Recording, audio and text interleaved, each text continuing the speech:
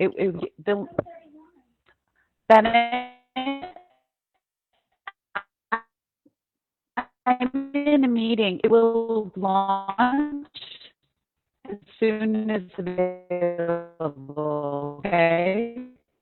Oh my gosh. You just got like way pixelated. And you're frozen. Okay. This is awesome. Well, hi everybody. There she is. I think you're back. Sorry, I have 2 kids at home streaming virtual meetings, so I've got a lot of internet running, and it's fast, but apparently it can't host 3 meetings that are live.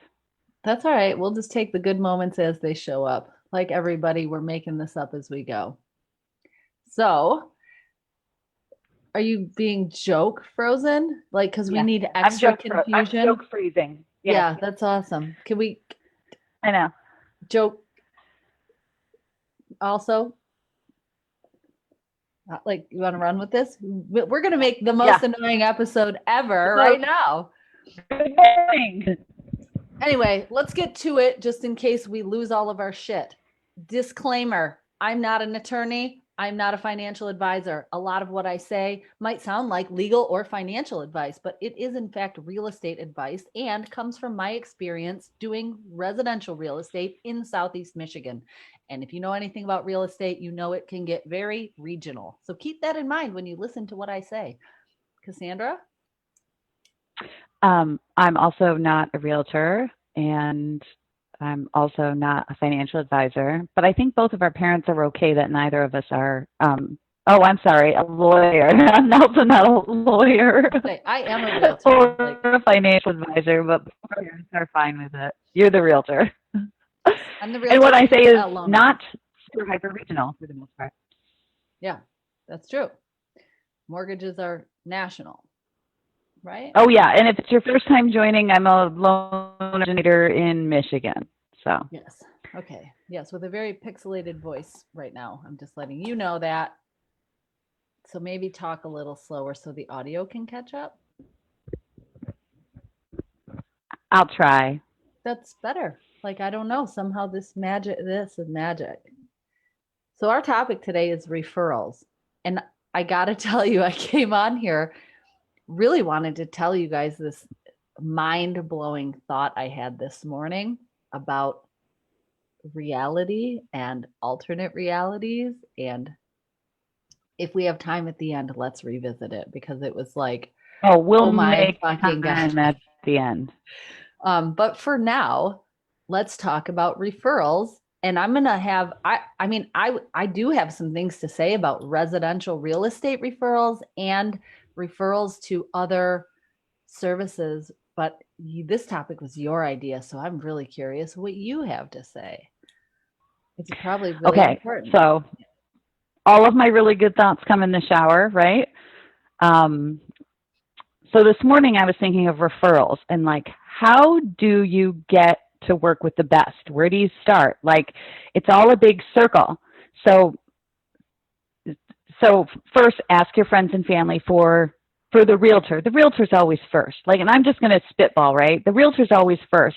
The realtor knows who a good lender is that will close the loan, and they can refer you a lender. So listen to your realtor on that. Go ahead.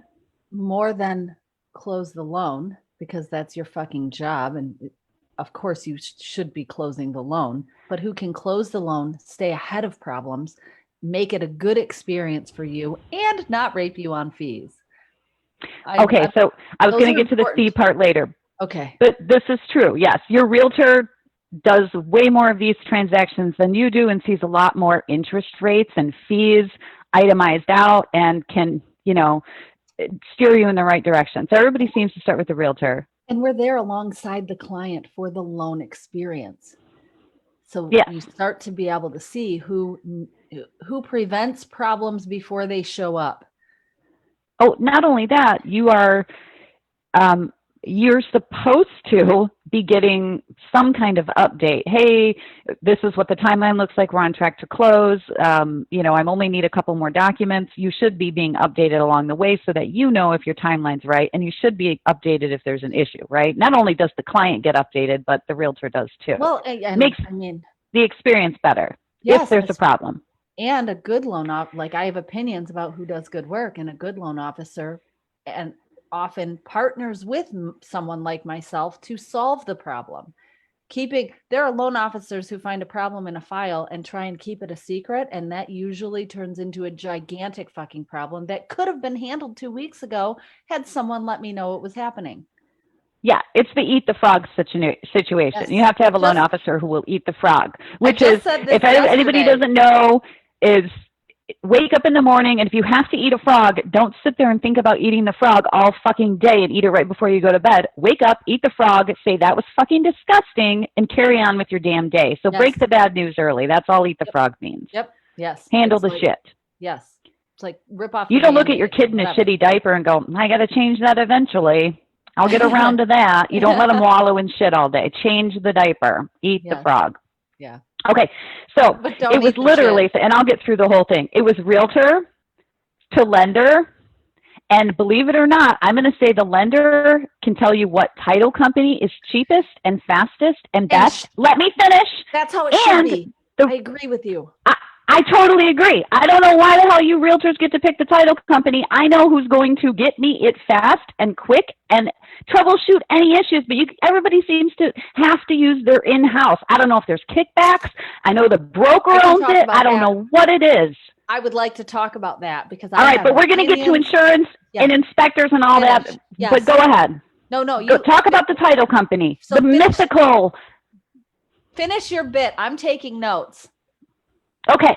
All right. So realtor to lender to title company. This is my dream route, right? So realtor, lender, title company. Title company does a lot. And I've had one person in the history of the years I've been doing this pick the title company. One person. So me too. And just to be clear, we are talking about the buy side of a transaction. Just to be clear. Yes. Because title is... I'll add this when I talk about title, or maybe Cassandra will cover it, but both sides need a title company usually. But keep going. Yeah, there's two title policies.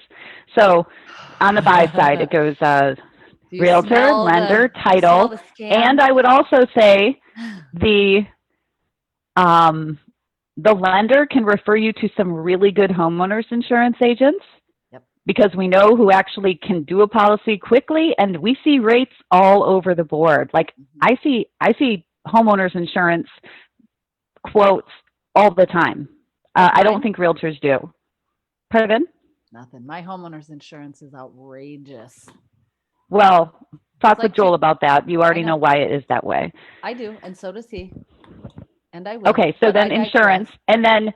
But the realtor also refers out home inspector, and listen to them, and don't have your freaking grandpa do it, or your dad, or your cousin, or yourself. I have something to say about that too. Home inspector. Go ahead. Okay, go ahead. That's it. Those are the major players in the transaction. So, hold on. Did you miss some though? Okay, so realtor to lender to title company, and then there's also I wrote homeowners and HOA, but homeowners insurance and home inspector. Is there anybody else? Yeah. Who? There is nobody else. Not really. Okay. Those are the major players. I would agree with that, actually. Then why do the realtors pick the title company? Why? Okay. Here's my spiel. It's so annoying. This is what I tell my clients. So, and I've had this question since I was brand new in the business, right? I was brand new, didn't really even understand what title insurance was. Most of my clients don't understand what title insurance is. Do you want to pause and tell them? Well, I will. Here's what I tell my sellers, and then here's what I tell my buyers. And then why don't you chime in? Because I would put money on the fact that you have a better understanding of title insurance than I do. But here's what it is. When you sell a house, you are handing over the deed to the property. And I always have my visuals, right? You're handing over the deed to the property. I know. As well as a title insurance policy, ensuring the new owner's right to own and use the policy. Like it covers any unknown title issues with exceptions, which are outlined in the policy. But you're covering unknown past events. Is that the way it goes? Carol Bullion has a really good bit about title insurance. So anyway, you're saying like, hey, here's the deed to the property and here's the insurance to cover the fact that this is the true deed and I have a right to sell it to you, basically. And on the buy side, if you're getting a mortgage, you have to buy a title insurance policy covering your lender's interest in the property. And both of those policies are based on the sale price of the property. The owner's policy, which the seller customarily purchases for the new owner, the lender policy is cheaper. Like I see side-by-side rates all the time. But the lender policy is based on the loan amount, not on the sales price of the property. Yep. Important distinction. Okay. Well, and that might be why it's cheaper. Oh, hold on. Before you go on, just so everybody knows, the rates for title, this is an old sheet, but I'm sure there's a newer one. This is part of my bit, man. You're fucking trumping me. These are all numbers that everybody uses. So the rates. So why would it matter? Okay. So, oh my God, we just hosted I have another show that I do in a closed group and we covered this. There are so many nuances that you home buyers and sellers probably don't give a flying fuck about. So most title insurance policies in Michigan, and I can't imagine it's any different around the nation, are underwritten by the same 4 fucking companies. 3, 4, I think it's 4. I used to say 5, but somebody recently named them for me. And there were 4 companies. First American, Fidelity. You'd know better than I would. Oh God, what are the where's Zach? There's like 2 more. I see more policy. Anyway, yes, the same freaking companies underwrite. It's a monopoly. For the record, I invited Zach on the show and he never got back to me. But I digress. I'm saying that in case somebody is watching this who knows him. So go pressure him. Anyway, yeah. So whoever you're buying it through is a broker. They're a middleman. So when you call, I'm going to use, let's say you call, I don't want to, I get in trouble for actually naming companies. So let's say you call your real estate agent and they work for ABC Realty and you're trying to buy 123 Main Street. Sorry. The most popular house on the planet. 123 Main Street. I don't know if I can. I'll just go like this today. Okay. Oh, that's kind of cooler. I like it better. I don't know if I can do that. Anyway. It's a little, yeah.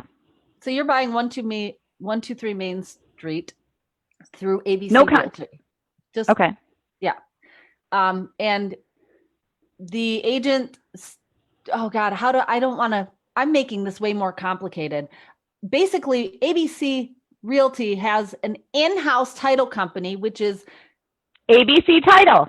ABC Title, but it's usually called something else because they don't want you to know that it's owned by the fucking brokerage. And they're literally making money off of you, usually with extra bullshit fees.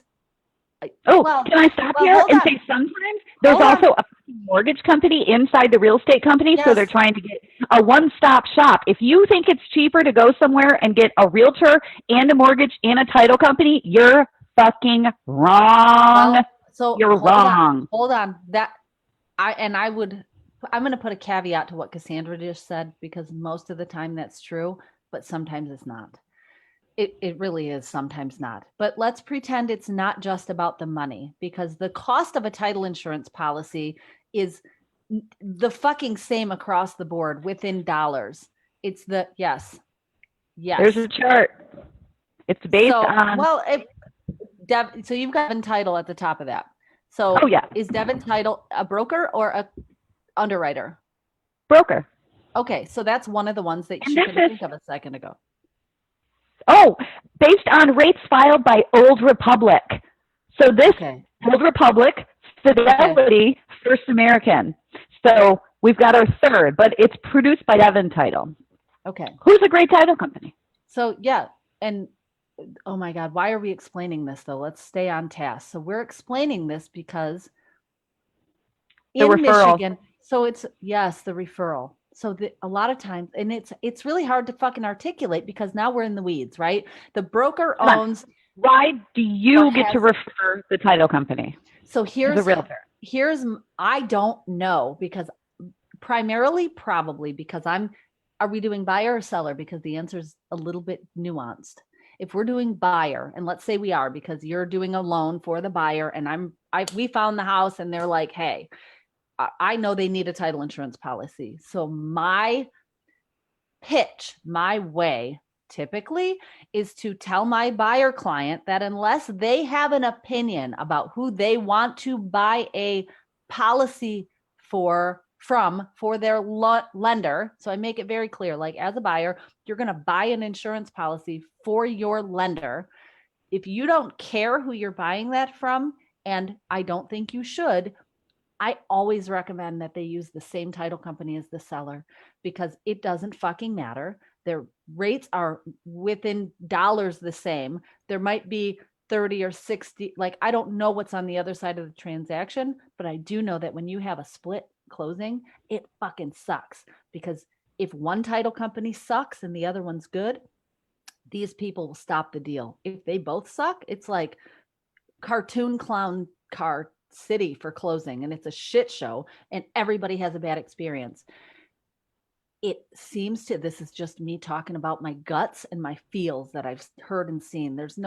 I have no data to support this, but split title, split closings fucking suck for no reason other than brokers are trying to get that title insurance business. So they want you to believe that if you split title, it's going to somehow give you a cleaner title, or it's looking out for you as the buyer, and it doesn't fucking matter. So if the lender doesn't care and the lender's willing to take a policy from 123 Title Insurance, which is who the seller's using, then you should too on the buy side. I will say I had one time where that blew up in my face, but it was just a little explosion. The loan officer called me and said, hey, as a company, we will not accept any title insurance from 123 Title because they fucking suck. So the buyer's going to have to use a different title company. And in that scenario, I said, who do you want to use then? Because my buyer doesn't care and neither do I. Because I'm not trying to pad my broker's wallet by using an in-house, which I don't think we're even allowed to call it, an in-house title company. You have a disclosure for that. Oh my God, there is this fucking annoying, like I hate added paperwork. There's this annoying document when you list your house or buy a house that most brokerages, real estate brokerages, will have you sign, called an affiliated business arrangement disclosure, that basically says, we have one also. You might buy title insurance, get a mortgage, you might buy other products related to the closing of your house, and our brokerage might own parts of those companies or get kickbacks from them. I would say as a buyer and as a seller, it's really important to look at the affiliated business disclosure, because if you are using any of the companies listed on there, somebody is getting paid double or twice or three times or something, right? Like not double. They're getting paid for services you would have paid for regardless, but it's all the same. They have an interest in you using those companies. So, and let's say, I think it's really important that we say that this is not all necessarily bad, because for the part that gets dicey is when you're being railroaded to using a company without understanding that you have a choice.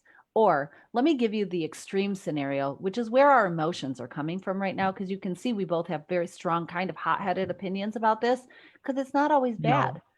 But what if, and here's where I see clients being disserviced by it. Let's say you call your real estate agent and you already have your mortgage application, you've got your pre-approval, you go to see the house, and the agent says, I need you to use our in-house lender. Now, that in-house lender may not be giving you as good of a product or service, and it could be, I don't want to scare people, but if someone is trying to sever a relationship you already had to get you to use the in-house product, they're literally just trying to pad the pockets of their broker. But there's a chance that the loan officer you came with already sucked and their in-house company is better. So I don't think there's a blanket statement where we can say one is better or worse, but you got to know what's happening, I think. So I would say it's always a good idea to shop lenders. I would always say call a broker because they're going to shop a whole bunch of people. It's like you're shopping 50 people at once, and then call a bank, right? Or go to your bank or your credit union or whatever. So at least shop a little bit, right? That way you got peace of mind. You don't fucking buy the first house you go into either, right? Maybe somebody does. Sometimes Anyway, let me just digress, but okay, but don't digress quite yet. So okay. it's always a good idea to shop. It's always a good idea to even go look at other homes, even though you fell in love with the first one. At least step into another one and go, "Yep, smells like cat piss. I'm buying that other one." You know, like little peace of mind. You get in a car, buy the first one. It's not like bananas. I mean, anyway. Well, let's throw realtors in there too, because you really should talk to more than one of me. I'm not everybody's cup of tea, and the odds are very good that you're going to be stuck with me for at least 2 months, probably 3. Well, so I was going to say, I don't know a single loan officer who would be like, "That realtor sucks. You need to go use this realtor." Like, are you kidding me? Like, never. But for some reason, once. Okay. So, but for some reason, realtors seem to try to re-steer people who are already pre-approved far more often to an in-house lender. So, and I mean, let's bring it all the way home. I don't think it's malicious. Real estate agents, for the most part, are a fast-moving revolving door industry. So they come in not knowing. Their broker says, have your clients use our title company because we'll be able to give them better service, or use our lender. And you can't even say our lender, but you'll have a loan company, a mortgage company, lease space from inside of the broker's building. So they're the person that's right there. They're paying some of the rent for the broker. Yes, they're sponsoring. They're subsidizing some of the costs. But stop. Like, there's a tone coming out of you that makes it sound like it's all nefarious. And I don't think it is. I think it's a scenario where you have to have your eyes wide open and look at, like, you should see what you're doing with your eyebrows right now. Like, we have no in-house lender. Oh, I'm going to send you an email of a list of real estate brokerages with in-house lenders that are absolutely terrible. I could also send you a list of lenders that spend boatloads of money, but we've talked about this, on subsidizing realtors' advertising in order to get their business, which I don't know how that isn't a conflict of a RESPA violation. I agree. And okay, so since we're talking about referrals, so this is really important, because there are laws that govern, and let's talk front lines. Like, I am a realtor, you are a loan officer, so take the companies out of it. On the front lines, often there's a perception that I'm getting a kickback, right? So if I'm an agent and I'm telling you use our in-house lender, let's use that example, I'm not getting jack shit. Like, it does not line my pockets. It might make my job a little easier if I actually have a good working relationship with the in-house lender. But what if you had your loan officer license too? I got to talk about this other thing. Okay, that's fine. But let me finish this one thing. So as a realtor, Cassandra can't pay me to send you to her for your mortgage. I can't pay her to send people to me for their real estate needs. I told an agent, so we have another agent. I had a client that I referred to another agent because. But I can bribe you legally by paying a bunch of your marketing. Can you let me fucking finish a story? Oh my God, people. I'm just trying to give you the scenario. Apparently I cannot. No, she's got bigger opinions than I do. And now you just like derailed my whole thought process. So all I was going to say is, like, there's no legal, there's no kickbacks happening if you're doing business with me, except I have a client that I referred to who's buying in another market. And though I love this client, it's a past client, I could help them, I want to, but I do strongly believe that I would be doing my client a disservice to help them buy a house in a market that I don't know at all. And it's a totally different animal with a totally different MLS. So I referred this client to another agent who I know generally does good business out there. That agent can pay me a referral fee, and that gets negotiated before I send the referral. Hold on, no, stop. I never do it secretly. So my client always knows, because people like to, I see agents like, it's almost like they're ashamed of it. So they'll be like, call me if you need an agent in this other area. Call me, call me. Well, we're getting paid for that. I do think that I am doing a service by making sure my client gets a known entity and that entity has some accountability. So I just had one go sideways, different referral. Another client who became a friend has to sell a house. It's fucking 3 hours away from me. Not even my market. I told my client, I fucking love you. Let me connect you with somebody. I did some research, found somebody. My client called me and said, I do not like this person. Will you please fucking list my house? Like, it's fucking nuts. So now I'm in the fucking weeds. But so the only way that a real estate agent gets a kickback is if they are referring you to another licensed agent, and it's a referral fee, not a kickback, but that should be very transparent. Not a And you don't get paid until the transaction closes. So I was going to say, if a lender can't do that, I can refer a different lender in a different state. I get fucking jack shit. It is in my best interest to make sure you talk to a great person. And then I was just going to side mention, I think you know who I'm talking about, and I'm not going to say their name. I feel like there's a couple realtors out there who all they do is generate referrals and try to pass them along and make their income, not by actually closing a transaction, but by referring shit out and get paid, because that's another way to make money, right? So here's, now it is, and it's not a terrible way. So I had a client who was referred to me by a professional in another industry. And that professional was like, let's talk referral. And I said, that's against the law. You're not a licensed agent. And that person said, well, maybe we could trade services. Maybe your husband could do some work for me instead. And I said, no, that's against the law.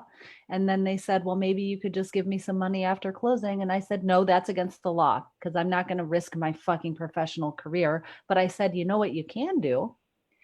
Take the class, get your license, pay the same fees I do, and just put your license in holding. And I'll fucking pay you referrals all day long, because it's the only legal way for me to give you money. Or have your client, well, I mean, now I'm really getting in the weeds. The only way I can pay a referral fee is if you have a fucking real estate license. But it's not a bad way to make a living. So did you know? I was going to say another thing too, but yes. David. Okay, so this is right up there with trickery. Using the same agent to buy and sell the same house. But this is totally separate. Did you know that as a realtor, you can get your license as a loan officer, and you can get paid to do the loan part of it, and you can get paid to do the real estate part of it, as long as it's not an FHA deal. Many realtors will go get their license and just have it held by a mortgage broker you'll be like, hey, I've got a deal.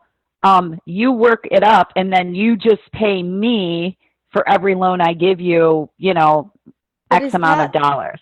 I think real estate license law prohibits that. It's a conflict of interest for me to do the loan and the real estate side. On FHA, it's not allowed, but you can. It's the same as referring it to your in-house lender, but you're the lender somehow. I'm telling you, the loophole. Can I get my insurance license too and underwrite your homeowner's policy? That's probably they get residual income for like ever. I think. I know. Yes, they do. Every time you pay your premium, I think they get paid. I mean, so and I got no problem with people getting paid for good work, but integrity starts to become an issue when you're wearing too many hats, or you're trying to meet too many people's needs with one client who doesn't know any better and is relying on you to send them to the best. So let's talk about home inspectors, because that's a tough one. And that's one that I deal with like daily.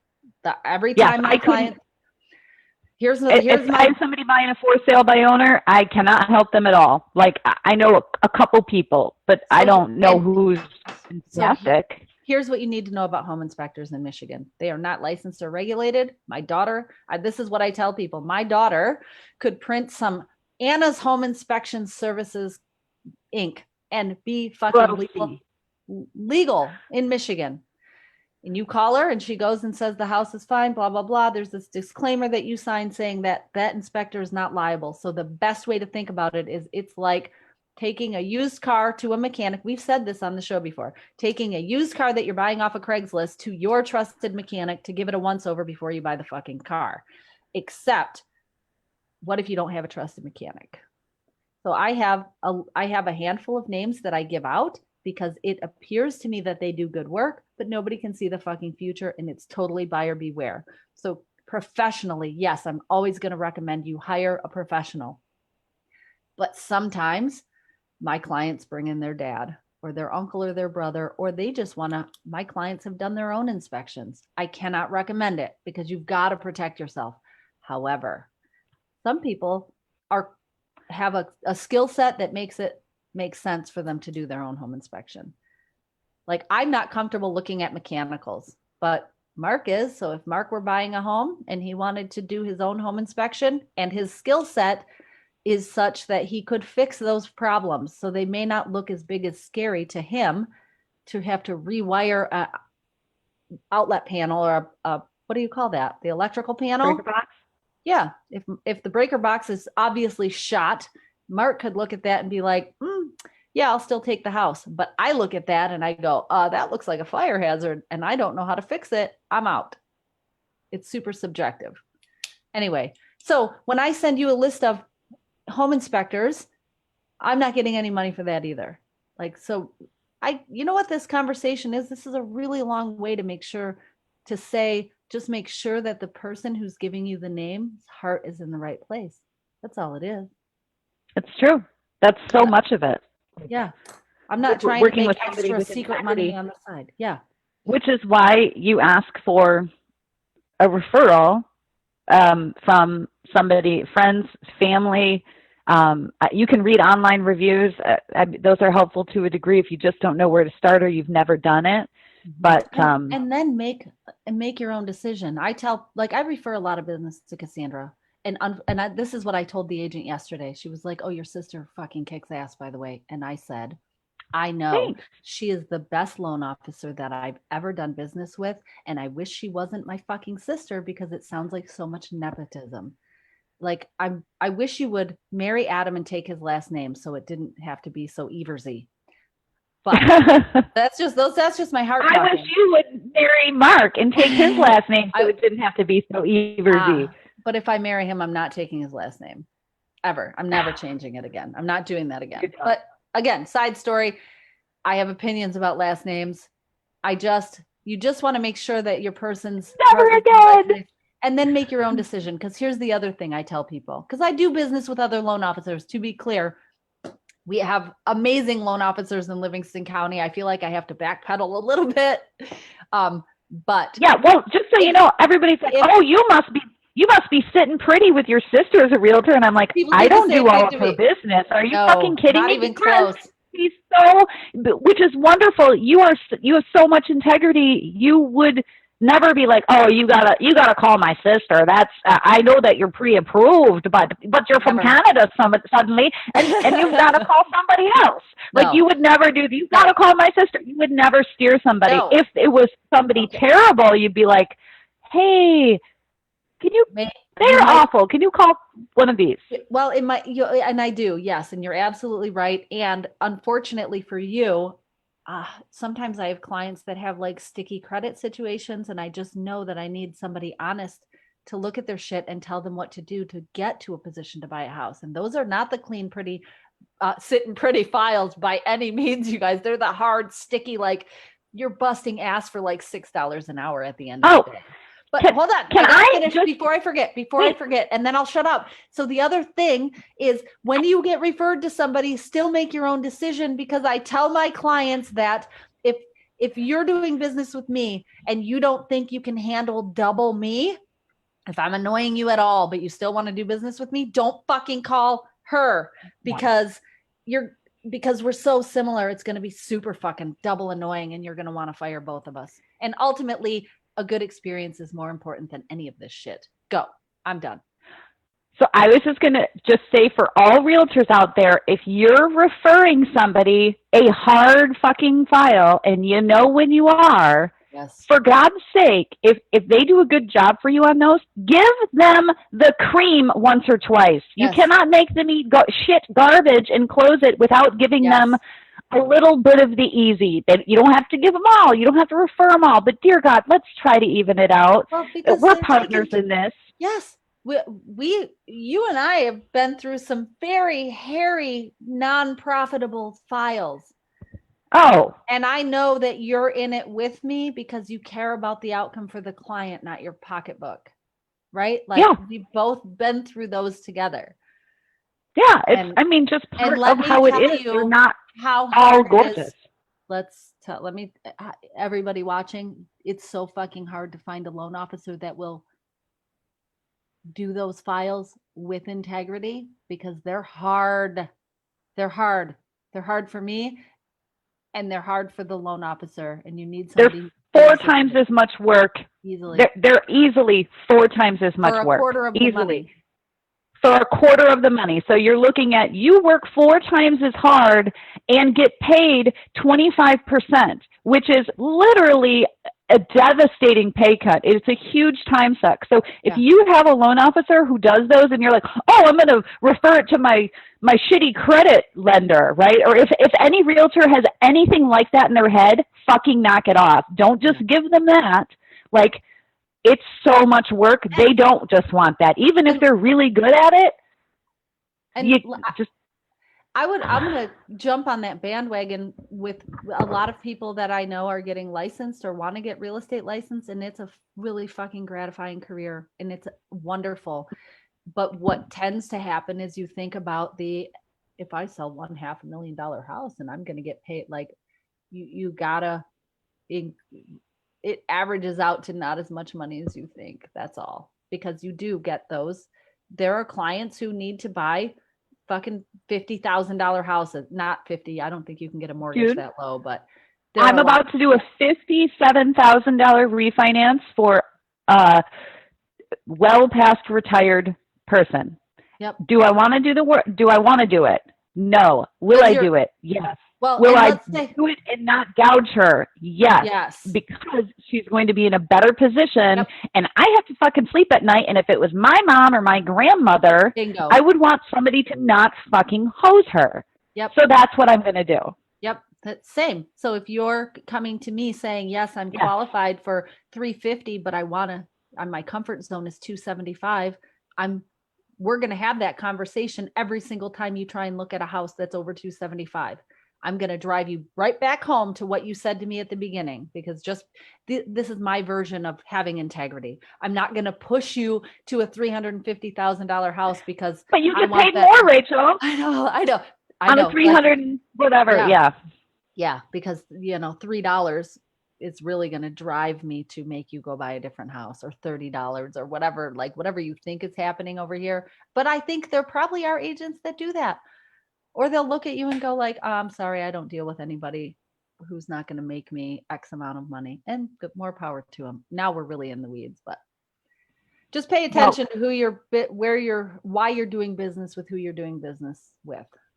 Yes. Right? Anyway, I just wanted to talk about referrals and kind of like the chain of, it's not even a chain because the realtor and the lender usually have a relationship bond. Sometimes it's blood.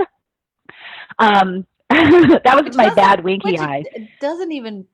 Do you know how many people have siblings that they don't even talk to? It blows my mind. It blows my mind. How? Like, you're from the same people. You can vetch about. Dropped out of the same vagina. Hey, Mom. How are you? I love you. Sorry. She's at work. Good. She won't see this one. But yeah, like the realtor and the lender can both refer different, valid, wholesome people with integrity that help you with the whole process. And the communication is key. So yeah, that's all, I guess. I was just thinking of it in the shower. Like, I don't know. I thought it was really important. Yeah. Well, and if you're a buyer or a seller and you have those relationships already and you're comfortable with them, like what you're actually doing when you buy or sell a house is you're assembling your own team. And I think if you look at it that way, a lot of times if you don't know who to put on your team, you're just like, if you find one good team member, you just trust them to pick the rest of the team. Maybe you're picking Yeah. a coach. Maybe that's the And difference. that's why I say most people start with the realtor. Like if you need your home staged or right or cleaned or something, like your realtor knows who the stagers are, who stage stuff that's going to make it sell fast, who cleans it so it doesn't smell like the cat piss house that you went and looked at second just because you were going to buy the first house, right? Yeah. Or they know which lender is going to close it and maintain communication and troubleshoot any of those problems and stuff like that. And so much of getting this right is like cutting off potential future problems by making the right choice at the front end. It's like it's nearly impossible, so you're just trying to stack the odds in your favor. It's like picking Oh my God. I don't know what. I have an idea for next week. What? Because it'll carry over. What questions should somebody ask their realtor before they hire them? So it's the most important question. That's really hard. Where's your heart? Because I was new once too, but I still busted ass for my clients before I knew anything. So you say, "Where's your heart?" And what type of answer? Something like that. I don't know. I mean, I'm trying to answer this as honestly as possible because my brain is spitting out all of the shit like, how long have you been doing this? And what's your average ROI? And do you sell houses for more than they're worth? Do you get your buyers deals? Blah, blah, blah. How far do you go? What's your neighborhood? Like all these dumb questions that matter, but don't. I might Google, like, how do you ask somebody where their moral compass lies? Like, because that's really what you're looking for there. Yeah, but you know what? Oh God. So much, this conversation that we're having right now is geared toward our ideal clients are people with good moral compasses, because douchebags buy houses, crooked fuckers who want, and this is where I know I'm not everybody's cup of tea, because if you're trying to fuck somebody else over and you want me to be the puppet that you use to do so, to tie them up so that they can fuck them harder. Yeah, it's but there people come in all stripes, right? Oh. So somebody out there is trying to get one over on somebody. It's not me. I just had a buyer. Yeah, now I'm like, but I will get the best deal for my buyer where that makes sense. I had a buyer say, "Hey, I'm selling this house that I bought last year. Can you help me buy another one? I want to do a 1031 exchange." And I went, my brain went off, and I'll try not to get into the weeds. He had already owned 3 homes, was buying a duplex last year, and said he was going to be his primary residence. I had questions, but not enough to raise a flag, right? Like, okay, you're going to buy a duplex. It was listed as a freaking rental when he said, "Hey, I'm going to sell this house. A 1031 exchange is for investment properties only." He had purchased it as a primary residence because you get a better interest rate if it's your primary residence than you do if it's an investment property, which means last year when he bought it, he committed mortgage fraud by purchasing it, knowing full well it was going to be an investment property. He had to put $20,000 less down, and his interest rate was probably a full percent lower than it would have been. So when he came calling, a couple 3 weeks ago to sell it, and I was like, "Yeah, fuck you. I don't want to have anything to do with this. You committed mortgage fraud. No, I won't help you." Like, I'm pissed that I unknowingly helped him commit last year. Or he and I'm sure as hell not going to help now. So I'll just turn away the $300,000 purchase. I don't need it. I don't want it.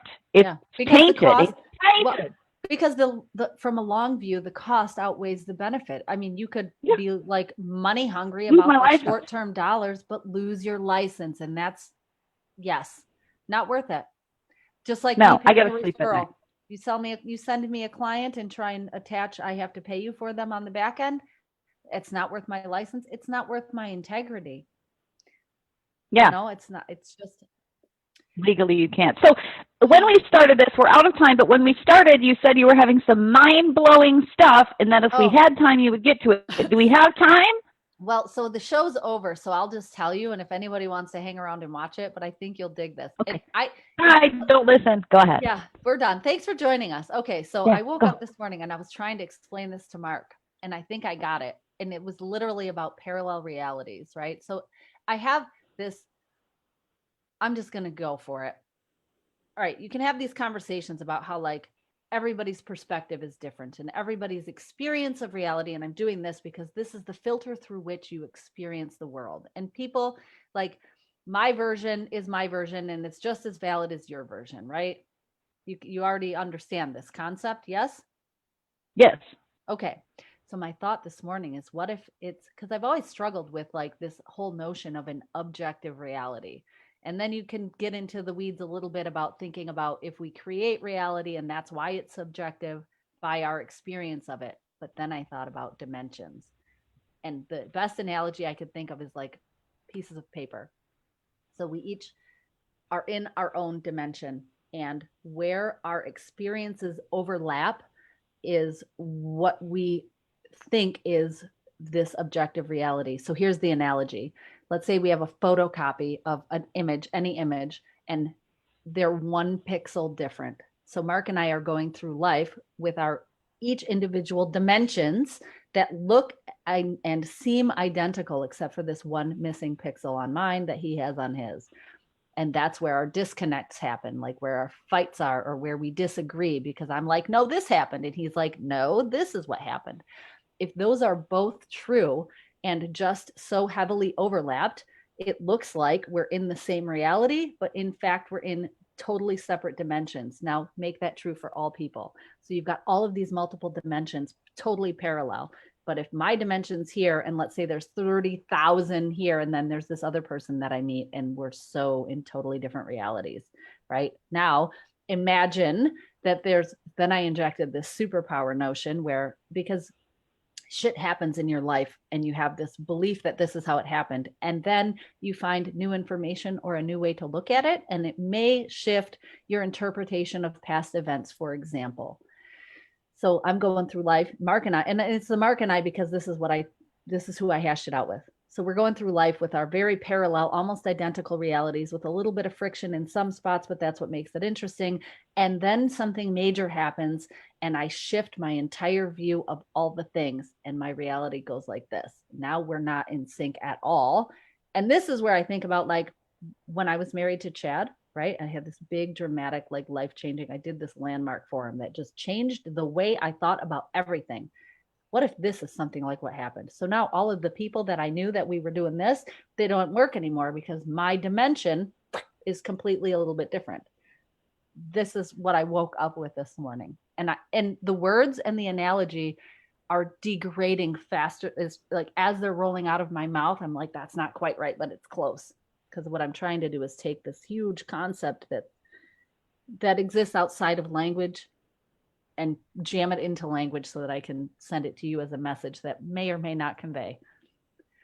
Oh, no, it totally conveys in terms of, in other words, too, the growth of people and, they just grew apart, but really it's experiencing things on such a different scale and perhaps to the point where another person cannot experience it, right? To where the dimensions start to shift. It's a completely different dimension and they just like, I don't know.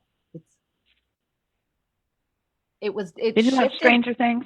Like the Upside Down? A long time ago, but no, because the Upside Down is also presented as an objective thing that exists that we're all in. My thought was to shift the existence or actuality of that space-time and make it just a dimension. So I am walking around like this is a bit Alan Watts-y. It's I live in Alan Watts land. He's my favorite. Yeah. Were you listening to him falling asleep last night? Every night. No, I do it in the morning. I wake up at like 3 or 4 in the morning and put it on and then fall back asleep because it's like beautiful poetry and it's like meditation. So you could listen to Alan Watts like probably every day and still not quite get all of the things. There's so much in what he says. Multiple times over. Yeah. Yeah, so that's the dimension thing like occurred to me in a new way. And I actually am supposed to be at a meeting at 11:15 that I knew I'd be late for. But now I'm just being rude by staying and talking. Okay. I love you. I love you too. Thank you for your objective reality dimensions. Subjective. They're purely subjective. Overlapping though. Paper. 1 pixel different. That's why you and I get along so well. We've got only a couple of different pixels. I was going to say there's only a few different pixels. And they're fun pixels. That's true. Okay. All Bye. right. See you next Bye. week. Love you.